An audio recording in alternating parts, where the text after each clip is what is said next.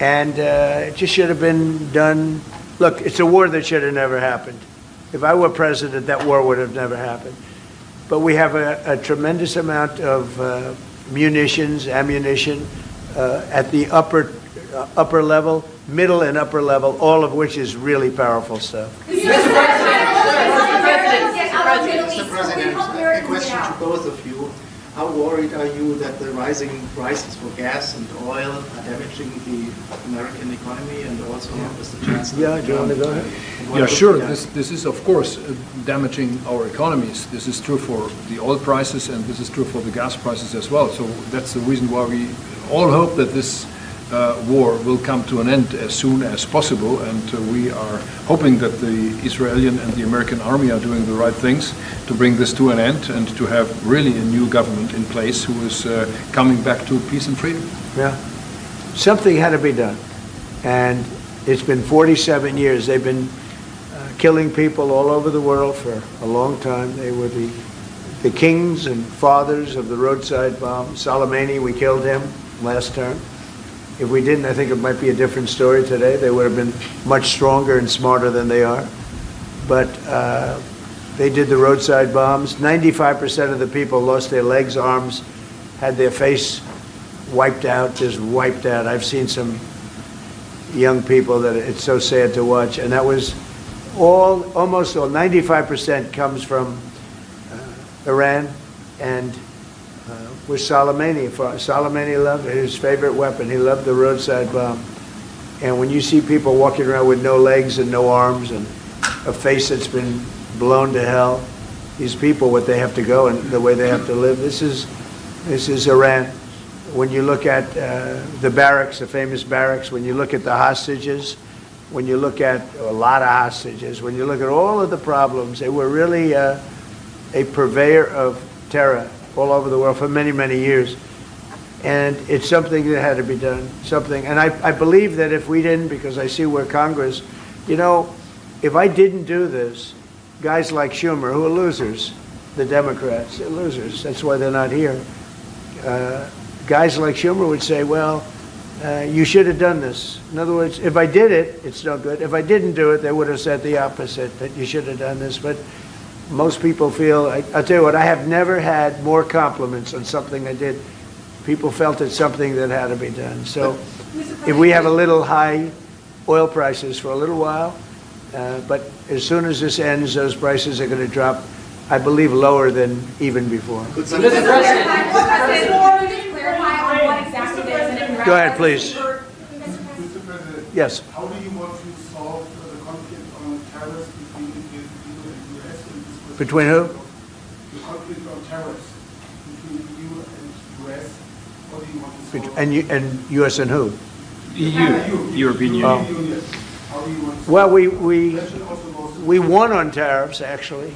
Somebody said you actually won the case. We won on tariffs. We had a decision that was wrong. It was a very bad decision from certain standpoints. From other standpoints, a very powerful decision because it reaffirmed all the fact that we have all these various forms of tariffs that we felt right, but it totally reaffirmed it. It said you can use all of these tariffs. So we have all these vast menus of tariffs. And tariffs have made our country very rich. We have to charge tariffs to nations who play with their money. You know, they move their money up and down like a yo-yo. We have to take care of nations that have been good to us and fair to us, and we're going to take care of them. Other nations, they haven't, and we haven't let them take advantage of us. But the whole thing with tariffs is we had a decision that, like, as an example, we have a license situation, and the license is something that allows us to immediately stop all business with, nobody even knew we had this power, but we do now because of the decision. We have the right to stop all business having to do with a certain country. If a certain country is not treating us well, the president, without going to Congress, has the right to stop. Sort of interesting. I have the right to stop, but under that one law, I didn't have the right to charge them. So I have the right to license them, but I don't have the right to charge, which is frankly ridiculous. But the right was given to us by the Supreme Court. And we have the right, as an example, we talked about Spain. I could tomorrow stop, or today, even better, stop everything having to do with Spain. All business having to do with Spain. I have the right to stop it. Embargoes, do anything I want with it. And we may do that with Spain. What do you think?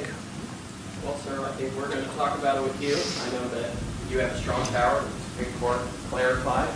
We know you can use it, and if you need to use it to assure national and economic security, we'll do it. Scott, do you have an opinion? Sir, I agree. The Supreme Court reaffirmed your ability to implement an embargo, and as we've talked, from your first term, the Section 301s and the 232s have withheld more than 4,000 lawsuits, and USTR and Commerce are going to begin investigations, and we'll move forward with those. And we've instituted a 15% tariff on everybody, as you know, and just used, I'll tell you, we had a couple of paragraphs written in that opinion that were really incredible. Justice Kavanaugh wrote a fantastic dissent, but in his dissent, he said what we should do, and we knew that too. We just wanted to simplify it, and for some reason, I think, very, very foolishly, the courts decided no, but they said you can do it many other ways, and that's what we're doing. And what we've done is we've gone to a very simple, straight 15% tariff. We've taken in hundreds of billions of dollars in our country because of tariffs. So we've taken in all of this money, hundreds of billions of dollars, and honestly, it's made us very rich as a country. Right? So it's been doing good. When will you have the full plan implemented? We have a 5-month period, up to 5 months, where we can go at 15%. And while we're doing that, as you know, we're doing the various studies and things, and we'll be coming out with different tariffs on different countries. Do you want to talk about that first? Yes, sir. By the time the 5-month period has elapsed, we'll have completed investigations under Section 301, which Secretary Besson talked about. We know there are countries out there with deals who are very interested in keeping the deals. We need to go through and investigate all these unfair trading practices, the kinds of things you talked about, and make sure that we're protecting U.S. economic security. We know there are countries. How are we going to treat Germany? Well, I think you should hit them very, very hard. You knew he was right there when he said that, Mr. President. They have expressed an interest. Germany's been quite constructive in wanting to move forward and be helpful. The rest of the EU, we'll talk to them as well. But obviously I will say every single country wants to make the deal they already have. In other words, a deal that we have using the other authority, they want to make the same deal. And we'd like to see, actually, we're going to adjust it somewhat upward, actually, but they all want to stay in the deal, and so we'll probably be able to do that pretty easily. Mr.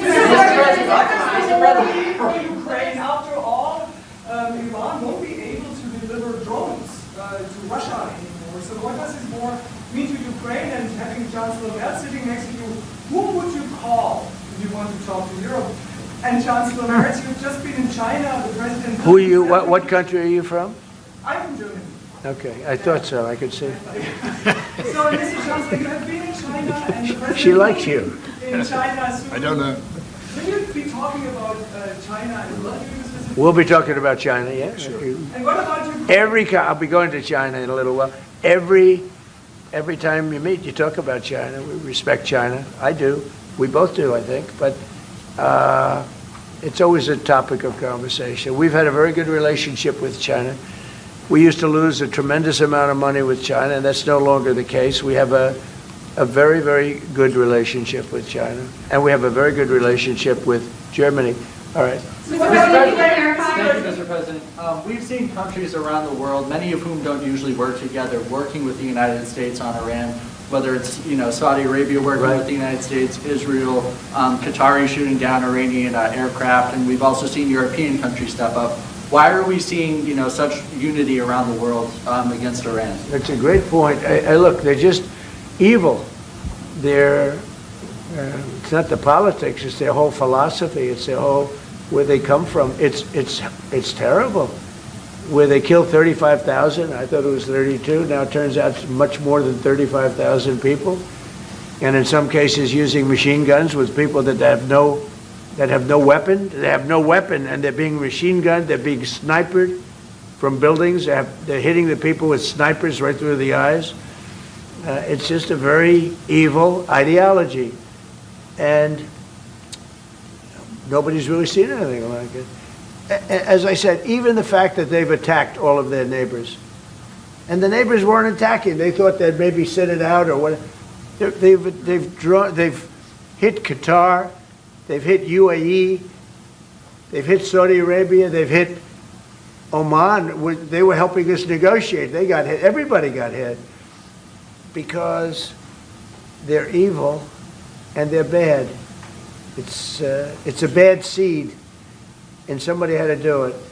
And it should have been done sometime during a 47-year period, because so much death has been caused by them, so much unbelievable death. From Germany, too. Germany's been hit. Everybody's been hit by them. It's an evil ideology, and I've never been, look, I've done a lot of good things. So many people are saying, thank you, thank you, thank you. You see it in the streets of Los Angeles. They have thousands of people. I saw it the other day, pictures of Donald Trump. And I'm looking, I'm on the phone, probably talking to you. And I'm looking, and I see my picture. I say, oh no, it's another, protest. I see my, and then I started saying, boy, they were very friendly people. And then I saw a woman hugging the picture of me. I said, what's going on? And it turned out to be, these are Iranian people that live in the United States. So many. Thousands and thousands. You saw the rallies. And in New York, too, they had a big rally by pictures all over the place. The fact is that people are happy what we did. And you could never, and I've always said it, you could never have had true peace in the Middle East if Iran was allowed to go, even beyond the nuclear. If Iran was allowed to have look at all the missiles they built. A lot have been now taken out by us, and a lot have been expended. But they had thousands of missiles in a fairly short period of time. And I'll go, two things. The attack that we did, known as Midnight Hammer, had we not done that, Iran would have had a very powerful nuclear weapon within 1 month. We did it. It was great timing, but, and you've been able to see that too. The other thing was Barack Hussein Obama made maybe the worst deal I've ever seen, because he gave all power in the Middle East to Iran. He went the exact opposite way. And I terminated that. If I didn't terminate that deal, they would be sitting with a massive nuclear weapon 3 years ago, which would have been used already on Israel at least, and other countries also. And we wouldn't be talking about it right now. But if I didn't terminate the deal that Obama made, giving them everything, including plane loads of cash. Do you remember the airplane flew over there? It was a Boeing 757. It was two of them, loaded. They took out all the seats. It was loaded with green cash. So much cash that it was in Virginia, Maryland, and Washington, D.C. They got all the cash from all the banks. They put it, and they flew it to Iran. I never knew a president had that power. I'm going to maybe try it sometime if it's okay. I think I'm going to do it. I'll fly it somewhere. Nobody's ever seen anything like it. 2 planes loaded from floor to ceiling, big planes, Boeing 757s, taken over there and given cash. In addition to that, he was giving them billions of dollars, but worse, he was giving them the right to have the path to a nuclear weapon. And that deal expired. A lot of people said, oh, you terminated it. Well, it was going to be terminated anyway because it expired. It gave them the right to have top-of-the-line nuclear weapon. If they had, because they're crazy, just like the people on my right during the State of the Union. I looked at them, I said, you're crazy? These people are crazy. And if they had a nuclear weapon, they would have used it. All right, how about 1 or 2 more? Mr. President. Go ahead, please. Chancellor Merz, you just heard that the president is thinking about punishing Spain. What are your thoughts spontaneously on this, and what can you do Well, the answer on that is quite simple. We are trying to convince Spain to catch up with the 3% or 3.5%. which we agreed on in NATO, and as the President said, it's correct, Spain is the only one who is not willing to accept that, and we are trying to convince them that this is a part of our common security, that we all have to comply with these numbers, and this is 3.5 for military and another 1.5 for our military infrastructure, so Spain has to comply with that. Spain has been very, very uncooperative, and so has UK. Now, the second one is shocking, but this is not the age of Churchill. I will say the UK has been very, very uncooperative with that stupid island that they have, that they gave away and took a 100-year lease, having to do with perhaps indigenous people claiming the island that never even saw the island before. What's that all about? And they ruin relationships. It's a shame. It's and that country, UK, and I love that country. I love it. My mother was born there. I love it. My mother was born there. My father was born. Right? He knows all about my father. My father was born there. So very places that you sort of automatically very feel warmly about. But the UK, what they're doing with energy and what they're doing with immigration is horrible. You have the North Sea. Somebody said yesterday, what would you do if you were the UK? Open up the North Sea. They got windmills all over the place that are ruining the country, ruining the landscapes, ruining the beautiful fields. Open up the North Sea. It's one of the greatest, think of it, they buy their energy from Norway, which gets the energy, the oil, from the North Sea. So Norway drills in the North Sea and sells it to UK. And UK has a better part of the North Sea. Open up that. And number two, illegal immigration. They got to solve that problem. And I must say, that's not only UK, that's other parts of the European Union that have the same problem. Immigration and energy. The energy is through the roof, the highest in the world. And the immigration is, look, you have places where in the UK, you have a terrible mayor of London, terrible, he's an incompetent guy. But you have Sharia courts. You don't have Sharia courts. You don't want Sharia courts. You have Sharia courts adjudicating law. So it's very simple. Immigration, very importantly, immigration and energy. And you bring it back. Otherwise, you're not going to bring it back. Okay. One more. Go ahead. I have a question for the Chancellor. Yes, please. To the Chancellor, Chancellor Merz. Yeah. You've called for unity and joint force in this moment against Iran. What does that look like to you? And then, Mr. President, where is getting a deal with Russia and Ukraine on your priority list right now? Okay, where you going? So we, as I said, in Germany the last 2 days, we are supporting the United States and Israel to get rid of this terrible terrorist regime. And we are looking forward to a day after, and we have to talk about the strategy. What is following after this regime is away, and we have to strategize on this entire region. And we are having a high interest in common approach and common work and what we can do, and this is important not just for the Americans. This is extremely important for Europe and extremely important for Israel and their security. So we are really looking forward to find ways how to deal about the day after. And as far as Russia, Ukraine, where is it on my priority list? Very high. We thought that, I thought it was going to be one of the easier ones. I've settled 8 wars, and actually maybe one more than that. But minimum 8 wars, big ones, potential India, Pakistan, big wars, very important, big ones. I thought this was going to be much easier than it is. There's tremendous hatred between President Putin and President Zelensky, tremendous hatred. I've seen a lot of hatred in my life, but I think this is about top scale. I believe it's going to happen. Sometimes I blame one, sometimes I blame the other. I think it's going to happen, but it's high on my list.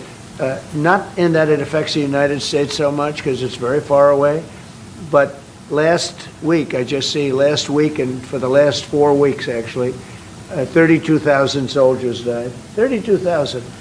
And it's been averaging 25 to 30,000 soldiers a month have been dying in that stupid war. And I'd love to see it ended. It's the worst that there has been since World War II. If you can't get a deal, what will that mean for you? All you can do is do your best, you know. It takes two to tango, and they have to get along. They have to be able to talk to each other. They hate each other a lot. That has an impact, you know. It really has an impact. It's bad for both. The saddest is that if the election weren't rigged, my election, that war would have never taken place. And you know what else wouldn't have taken place? Allowing 25 million people to pour through an open border. That wouldn't have taken place. A lot of things would have been different. But we're doing very well. And I think a big factor in this world and future factor is what we're doing right now with Iran. If we don't stop them, or if we didn't stop them, or if we didn't start, they've been decimated. But if we didn't do what we're doing right now, you would have had a nuclear war, and they would have taken out many countries. Because you know what? They're sick people. They're mentally ill, sick people. They're angry. They're crazy. They're sick. Thank you very much. Thank you very much, everyone. Thank you, Press. Thank you, guys. Keep moving. Thank you. I got it. Thank you. This way.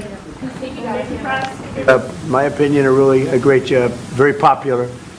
And the relationship that we have in trade and everything else has been very strong. We've been able to do our deals, and it's been very strong. We'll obviously be talking a little bit about Iran today, and he's been helping us out. We've been very nice, actually. And that is coming along, as you see, very well. They have no Navy. It's been knocked out. They have no Air Force. It's been knocked out. They have no air detection. That's been knocked out. Their radar has been knocked out. And just about everything's been knocked out. So we'll see how we do. But we're doing very well. We have a great military, and they're doing a fantastic job. So we'll be talking about that. And we're talking about some very big trade deals. And those I know will work out too. So I just want to say it's a great honor to have you at the Oval Office. The beautiful Oval Office, beautiful White House. It's a special place, even from your standpoint. And you have some very special places too. And I look forward to being with you. Thank you very much. Thank you. Thank you, Mr. President, for having me here in this Oval Office for the third time now. Yeah. Really happy to have the opportunity to speak with you in these challenging times. We are on the same page in terms of getting this terrible regime in Tehran away, and we will talk about the day after, what will happen then if they are out. We have to talk about our trade agreement, which I would like to be in place as soon as possible. And we have to talk about Ukraine. There are too many bad guys in this world, actually, and this is an issue we have to talk about because we all want to see this war coming to an end as soon as possible. But Ukraine has to preserve its territory and their security interests, and, well, we will talk about that. We will. Looking forward to that.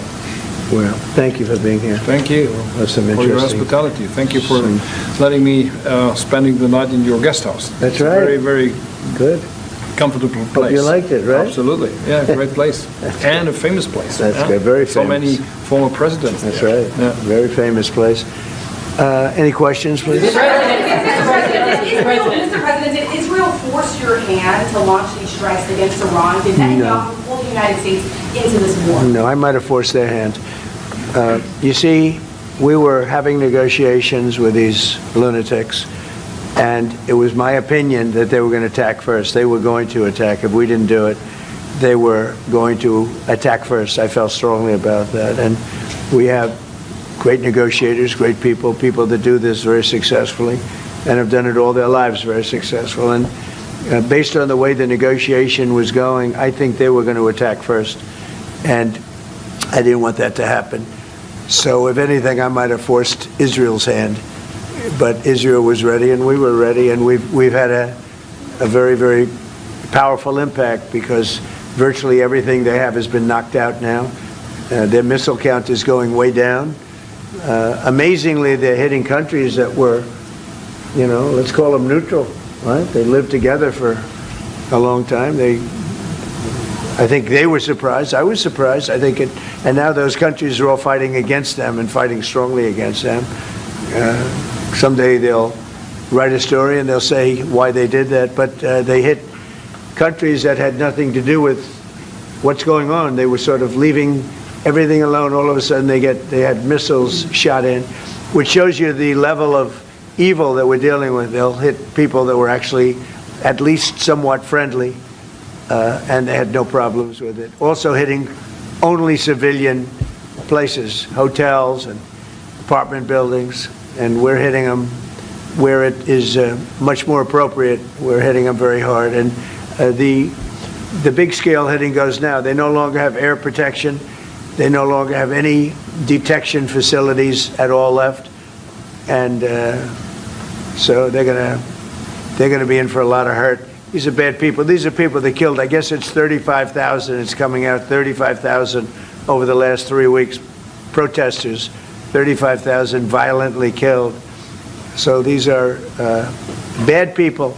And the leader of the pack is gone. And as you know, 49 people were taken out in the first hit. And I guess there was another hit today on the new leadership. And it looks like that was pretty substantial also. So they're getting hit very hard, and we'll see what happens. A lot of people are coming forward. A lot of the people you would least suspect want to quit. They want to have immunity. They're asking for immunity, and probably at some point they'll be dropping, as you would say, laying down their guns. We'll see what happens. In the meantime, we're just continuing to go forward. Our military is the #1 in the world by far, and we are.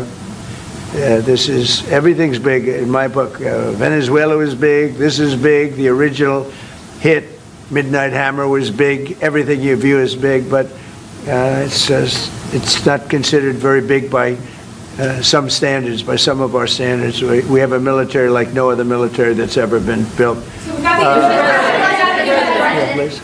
President, what's the worst case scenario that you have planned for in Iran? Well, I don't know if there's a worst case. We have them very much beaten militarily from the military standpoint. They're still lobbing some missiles. At some point, they won't even be able to do that because we're hitting all of their carriers. We're hitting all of their missile stock. They built up all these missiles over the last few years. They had a lot of them. They've shot a lot of them, and we're knocking out a lot. I guess the worst case would be we do this, and then somebody takes over who's as bad as the previous person, right? That could happen. We don't want that to happen. It would probably be the worst. You go through this, and then in 5 years you realize you put somebody in who was no better. So we'd like to see somebody in there that's going to bring it back for the people. And we'll see what happens with the people. They have their chance. And we've said don't do it yet. If you're going to go out and protest, don't do it yet. It's very dangerous out there. A lot of bombs are being dropped. But I would say that would be about the worst. Do you have someone in mind right now? Because you said all the people you did have in mind have been taken out. What do you think? Well, most of the people we had in mind are dead. So, we had some in mind from that group that is dead. And now we have another group. They may be dead also, based on reports. So I guess you have a third wave coming in. Pretty soon we're not going to know anybody. But we have, Venezuela was so incredible because we did the attack and we kept government totally intact. And we have Delcy, who's been very good. We have the whole chain of command, and they've been, look, the relationship's been great. We've taken out 100 million barrels of oil already. And a big part of that goes to them, and a big part goes to us. And it's been great. We paid for the war many times over, and we're going to be running the oil. And Venezuela is going to make more money than they ever made, and that's great for the people. The relationship has been great. It's been seamless. Nobody's actually ever seen anything like it. If you look at Iraq, where very stupidly everybody was fired, the generals were fired, the military was fired, the police were fired, the fire departments were fired. and all of the government workers were fired. So after, people would call, they had no idea. And by the way, ISIS was formed. That's where ISIS came from, all of the fired people. We don't believe in that. So we'll see what happens, but first we have to finish off the military. What do you think about Crown Prince Reza Pahlavi? Is he an option at all in your mind? I guess he is. Some people like him, and we haven't been thinking about too much about that. It would seem to me that somebody from within maybe would be more appropriate. I've said that. He looks like a very nice person, but it would seem to me that somebody that's there, that's currently popular, if there's such a person. But we have people like that. We have people that were more moderate. These were radical lunatics, and you know what they get? They get nothing. All they do is kill people. Mr. President, what exactly was the imminent? You've asked, not your turn. Not your turn, please.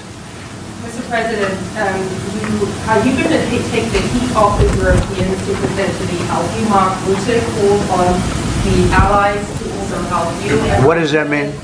Well, you have to ask Mark Rutte. He said not as part of NATO, but to be helpful to you in this. Well, some of the European nations have been helpful, and some haven't. And I'm, very surprised. Germany's been great. He's been terrific. Others have been very good, terrific. I think that the head of NATO, Mark, is fantastic. Okay, Mark Rutte. I think he's fantastic. But some of the European, like Spain, has been terrible. In fact, I told Scott to cut off all